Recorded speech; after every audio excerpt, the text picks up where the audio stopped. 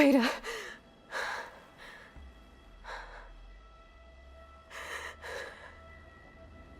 Varl.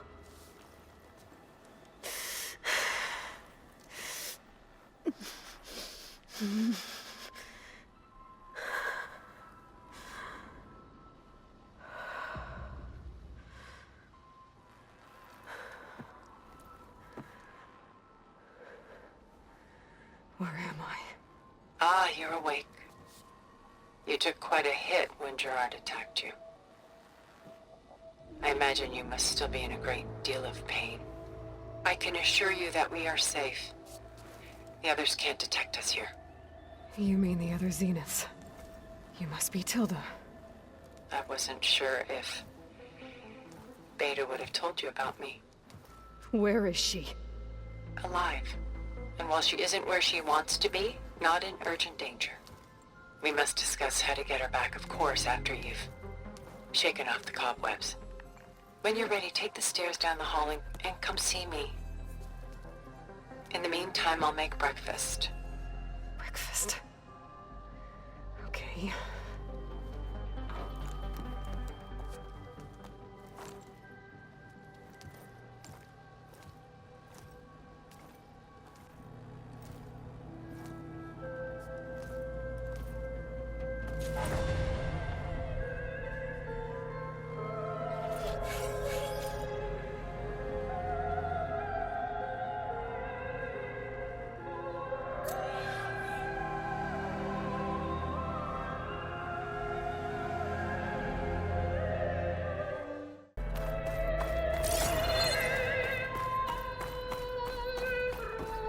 What is this? Just a few favorites from my collection. Rescued and stored here just before I went off-world. Take a look, if you like. I'm curious to hear your impressions. My friend is dead. Beta and Gaia are gone, and you want me to look at old paintings? Don't be so quick to dismiss the comfort we can find in art, or the insight we might gain.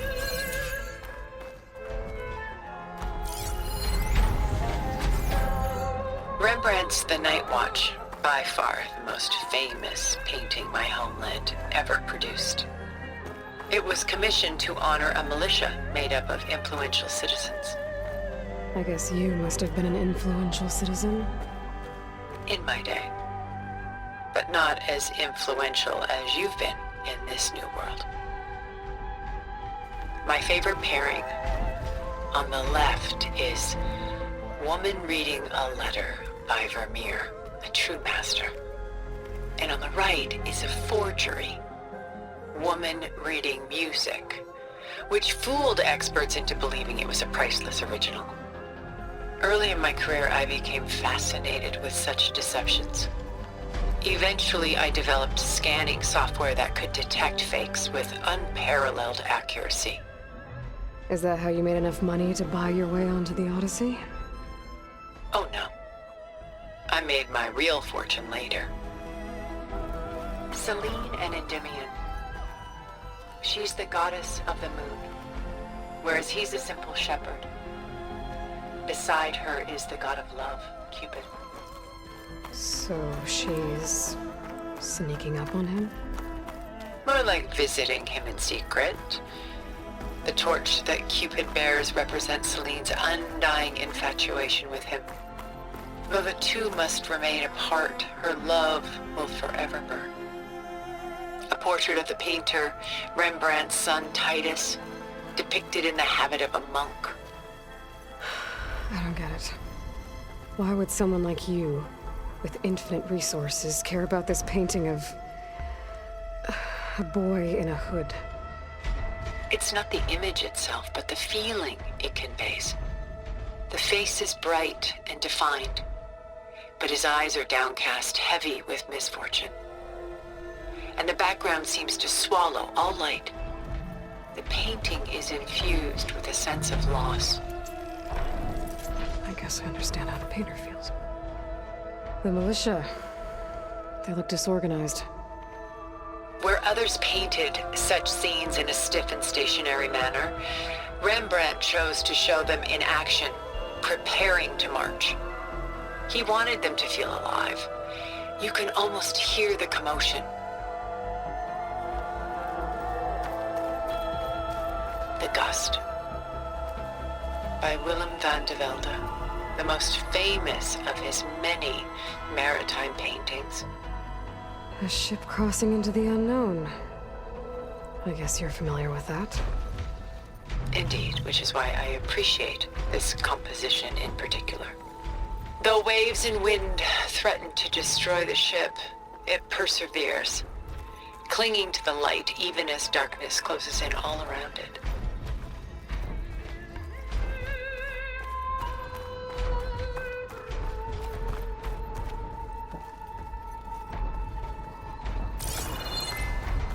Stunning, isn't it? Paintings were the only masterpieces of my people's golden age. This is Van Vianen's leaded ewer, molded from a single sheet of silver. What was it for? How like Elizabeth you are. Function over form. Its practical purpose was less important than its meaning. Van Vianen created it in honor of his late brother, who himself was a famous silversmith. A memorial. Yes. Such beauty from sorrow. A lot of weight on his shoulders. I know the feeling. I should move on. She's pulling out her own hair. Out of madness, out of grief. It's hard to watch her suffer.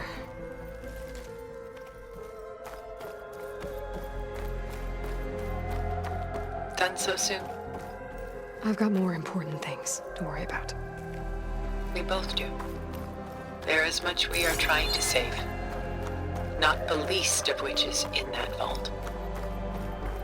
There's nothing wrong with savoring such treasures for a moment more.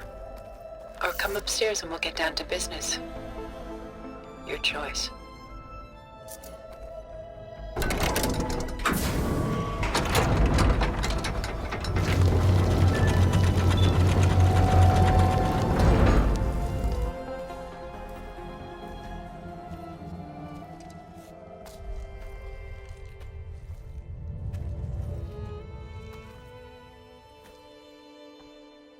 There you are.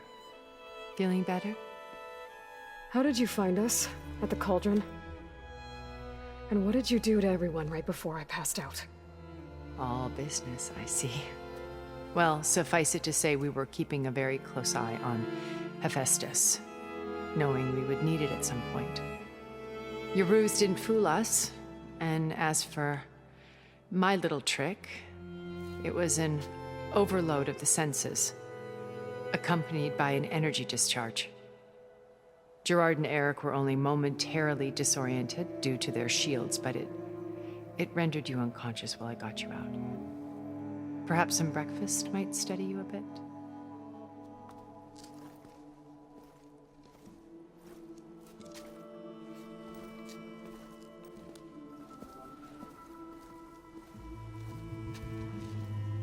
This was your house.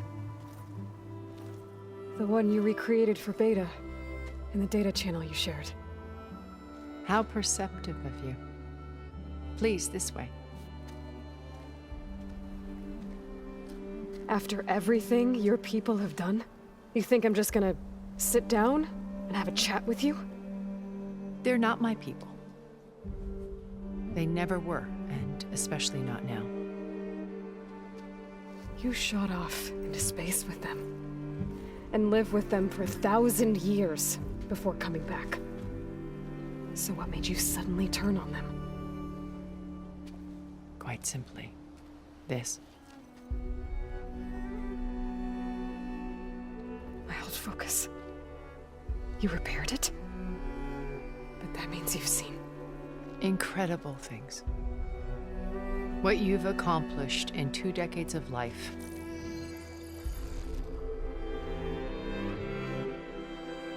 A 1,000 years at my back and I haven't even come close.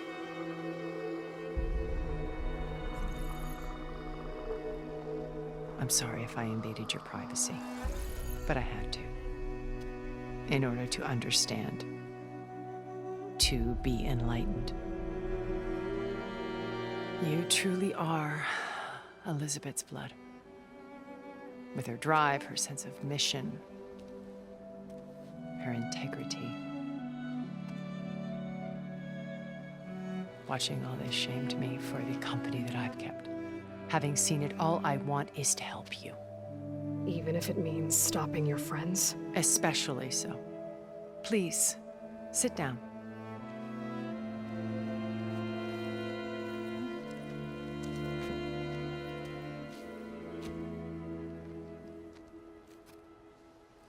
There. That's better. Now, we must recover Beta and Gaia at all costs. By now, you must know that Gerard intends to use Gaia to reboot the Earth's biosphere. Remaking this world to specifications that would only suit us immortals. This process will kill every living thing on the planet. He calls it a clean install. Not if I stop him first. Not if we do.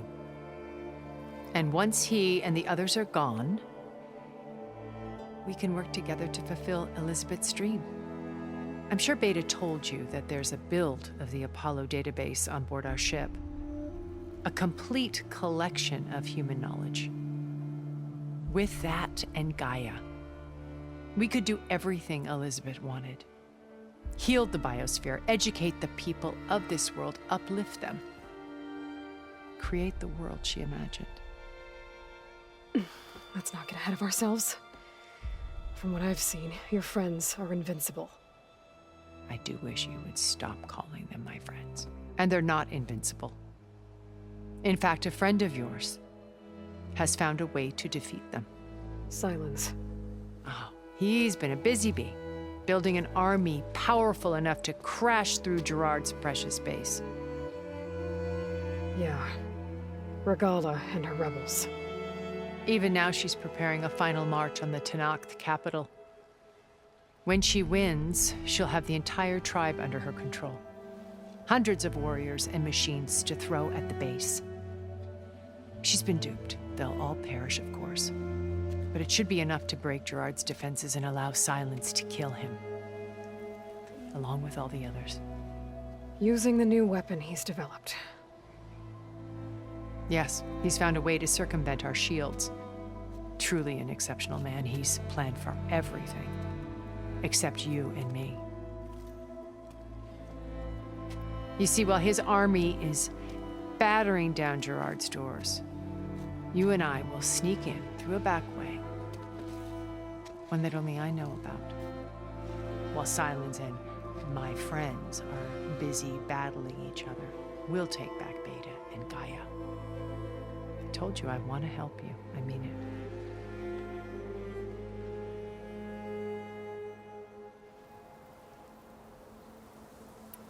My old focus. How did you find it, let alone repair it? When we encountered you at the Hades Proving Lab, Gerard saw you as a redundancy. I knew better. You were a revelation.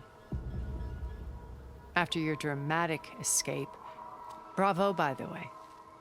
Gerard and Eric assumed you were dead and gave up the hunt. I wasn't so sure. When the others were busy, I returned to the lab and searched for any trace of you. That's when I found this little treasure. Not easy to repair, but certainly worth the effort. As I watched your life unfold, you were like a splash of color on a worn canvas. What Liz was, and more. Did you show it to the others? Of course not. It was your actions that inspired me to defy them.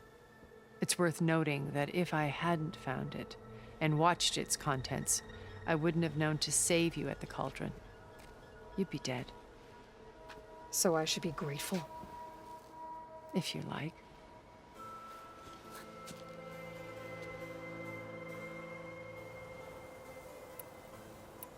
So you know all about me. What about you? What would you like to know? Well, start with your life on Earth. When I was 8, terrorists flooded my home city. Thousands drowned, my parents included. I was one of the few who survived. My guardian sent me to boarding school. Among my peers, I was the strange girl, the orphan to be avoided. All because of circumstances beyond my control. Oh. So we're a lot alike, huh? Aren't we? You were an outcast. But you didn't let that stop you from getting what you needed. Neither did I. I climbed my way out of desolation and used my wits to build a fortune. First, from the technical analysis of art and the detection of forgeries. Profitable expertise in those days. But as it turned out, the software I developed was even more useful for counterintelligence. From there, it was only a short step to gathering extremely valuable intelligence on my own. You were a spy? More like a service one could turn to for information. I had to remain anonymous, of course, to protect my privacy. But despite that anonymity, Far Zenith inevitably sought me out. What happened when Far Zenith approached you? They painted an irresistible vision of humanity's future. One where we need not fear illness or death, where we explored the furthest reaches of the stars and thrived. It was only later that I realized that they only intended to bequeath this future to the rich and powerful. By the time I finally figured it out, the walls were closing in, Pharaoh's machines were devouring the Earth. So I accepted Far Zenith's invitation to a berth on the Odyssey. I wanted Liz to come, but she had nobler plans, as you well know.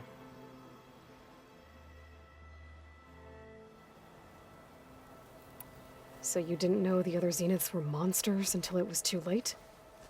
I knew some of them were, certainly. It wasn't until we were off-planet that I understood the true scope of their greed. I was grateful to simply be alive, but the others became obsessed with a kind of effortless immortality. They built a colony where machines serviced their every need, where any memory or fantasy could be endlessly savored in virtual reality. It wasn't life. It was stultifying, a pampered dream state. As the decades passed, I withdrew more and more, alone yet again, but this time with eons to consider my mistakes. Now, finally, having met you, I feel like I have a second chance. To do what? Help you, of course. To fulfill Liz's dream, which isn't so different from Far Zenith's original vision. A better future for humanity.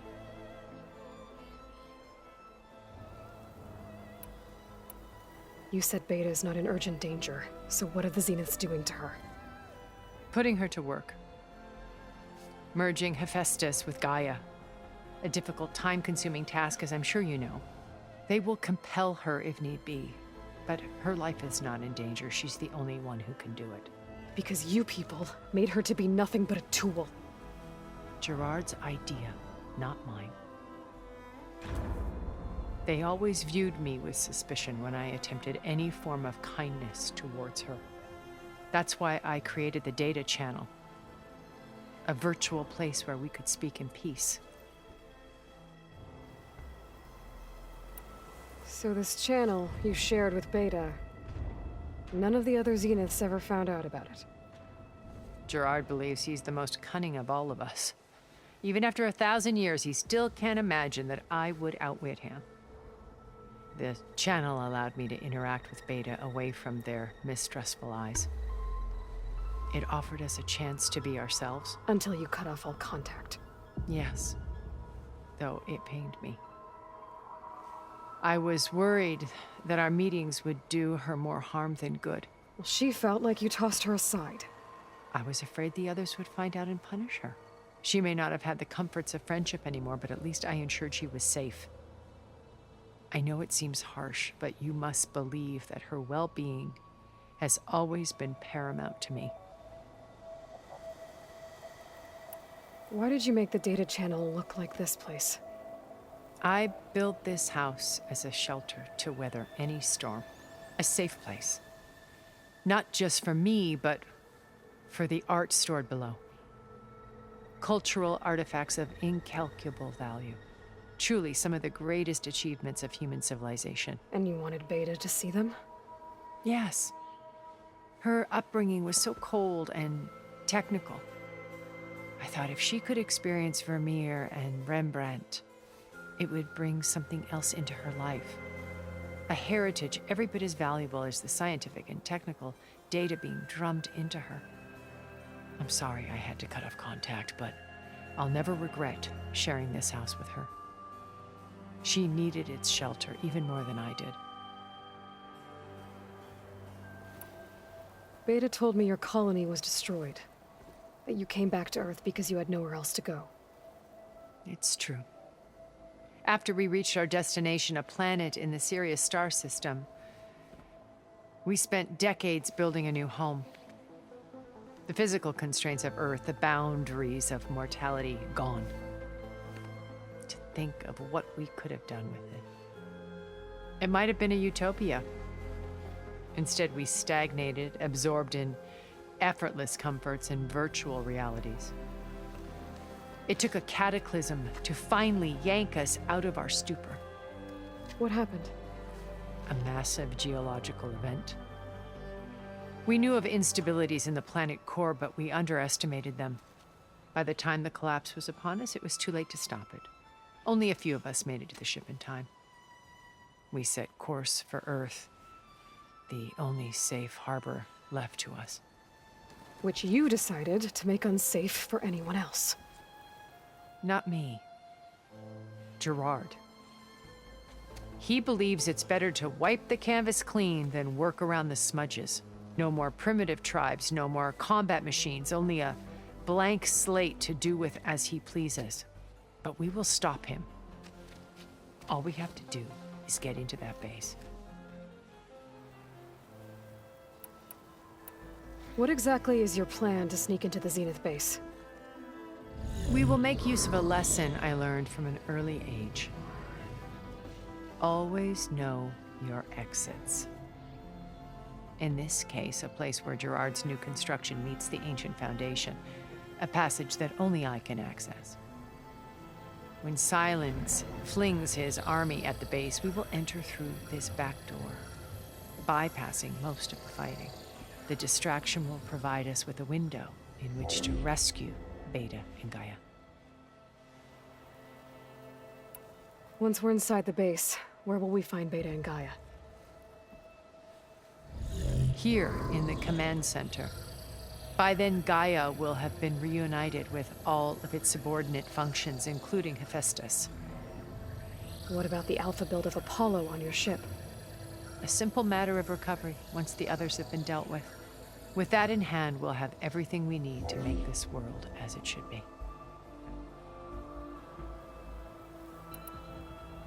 How do you know about Silence's plan?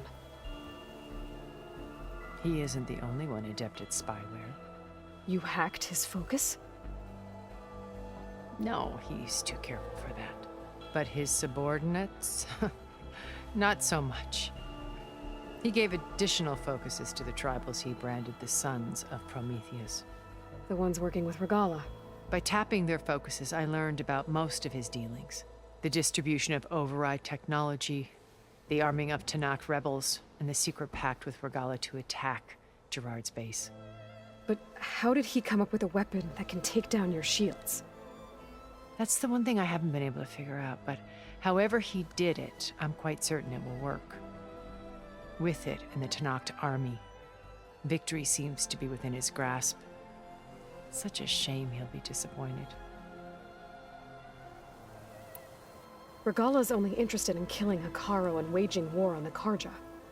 What does she have to gain by attacking Zeniths? It's the price she must pay for her war. Without the ability to override machines, her little rebellion would have languished in the desert. So she trades with the Sons of Prometheus. Machines to help her overthrow Hikaru. In exchange for an assault on the base. Pride has deluded her into thinking she can actually survive such a battle. And all without ever knowing who the sons of Prometheus really answer to. Yet for all of Silence's brilliance, still he underestimates you. That blind spot is what will allow us to take Beta and Gaia right out from under him. While hundreds of Tenakth are cut down outside. So you knew Elizabeth. What was she like? Liz was everything she was. I see in you. And more.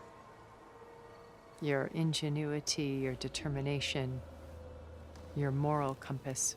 You've managed to distill her greatest qualities and make them your own. I'm not asking about me. Tell me about Elizabeth. What was she really like? The honest answer is that I don't actually know. For all the time that I spent with her, she always kept a part of herself locked away. It was like that from the moment we met. So when you met Elizabeth, she was what? Distant? Aloof? Not aloof. Not exactly. It was a summit in Paris about machine learning. A touchy subject in those days. Because regulatory authorities were just starting to clamp down on AIs. Liz gave the keynote address. She had already achieved great renown for her work in automated environmental reclamation. But in her address, she was just starting to imagine the next step. An AI-driven system that wouldn't just act on its programming, but actually take responsibility for its sphere of influence. To care about life. Not just follow orders.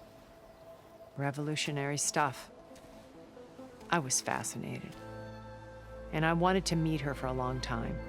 I watched her after her talk. She had spoken with such moral authority, such empathy. But after that, she retreated. I could tell she felt uncomfortable with all of her admirers. It was as if giving the talk had cost her something. I didn't want to be a pest, so I planned my approach carefully. So how did you finally approach Elizabeth after her talk? I picked the right moment. The morning of the next day, right as she came back to the conference, she had just had her coffee. She was fresh, rested. It was like she had braced herself for the onslaught of colleagues.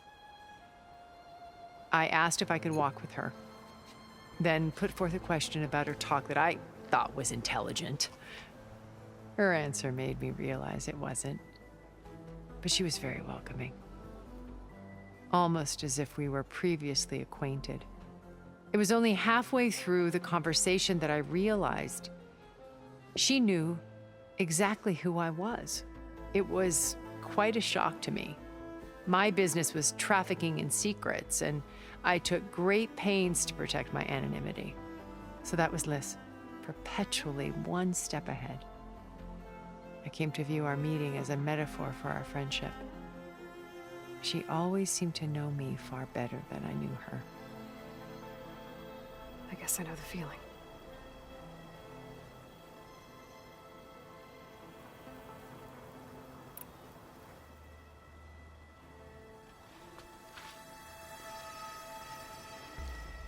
First Varl. Now Hikaru and the Tenakth. Your plan would wipe out an entire tribe. There has to be another way. We are in an admittedly desperate situation, but I assure you there isn't. Remember Zero Dawn. Elizabeth's sacrifice. Sometimes many have to die for a new world to grow. If it looks impossible, look deeper. Wait. The data channel. It still exists, doesn't it? I need you to open it. Let me talk to Beta. Impossible. We might be detected. It's worth the risk. There is another way, one where the Tenakth survive. But we won't. If the others... If you want to help, open it.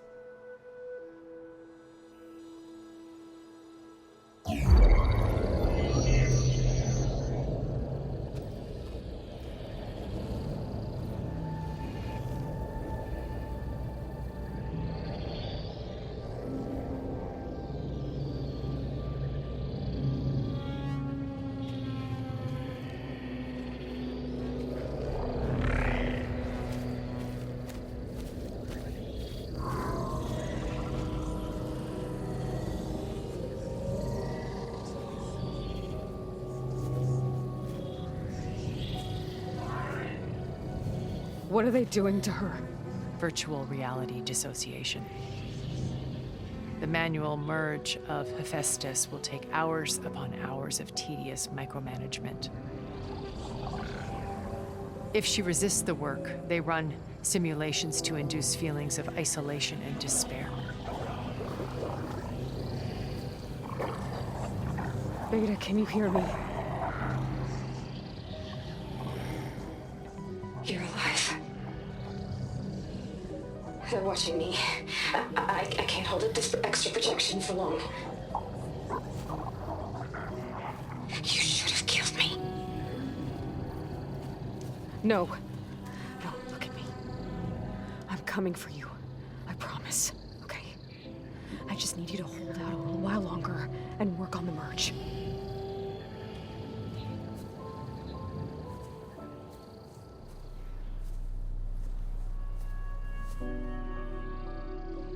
Then I think it can be done.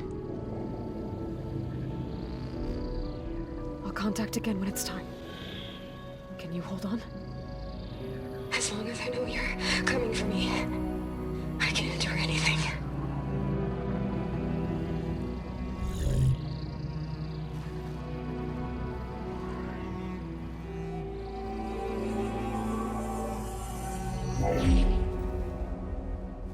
All right. I did as you asked. Now I think you need to tell me what you're planning. I'm going to take Sylens' army away. I don't need it. Only the weapon he made to penetrate your shields. And how do you propose to get it? Ask him nicely? Without Regalla and her rebels, he won't have a choice. We'll be his only option. Only option for what? What did you tell her? That is between me and my sister. Will be Sylens' only option for crashing that base. I'll tell you the rest later. But first, there are a couple of things I have to do. Oh. And what are those? Lay my friend to rest. And then I'm going to use the override that Beta gave me at Gemini to put an end to Regalla's rebellion. From the air. Wait. Since you insist on doing things your way, I know of something that will truly help you make a grand entrance with the Tenakth. The ancient Horus Titans still possess electromagnetic energy cells as part of their arsenal. Drop one of those on Regalla's army and they'll receive quite a surprise.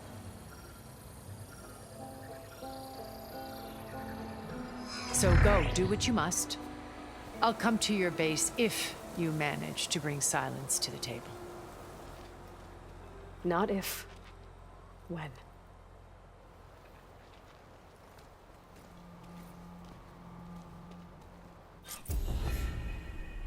Erend, are you there? Aloy! Aloy, is that really you? Yeah, it's me. Where's everyone else? We're all... We're back at base. What happened? It might be easier to explain in person. I'll try to join you there when I can. Okay. We'll wait here for you. It's good to hear your voice, Aloy.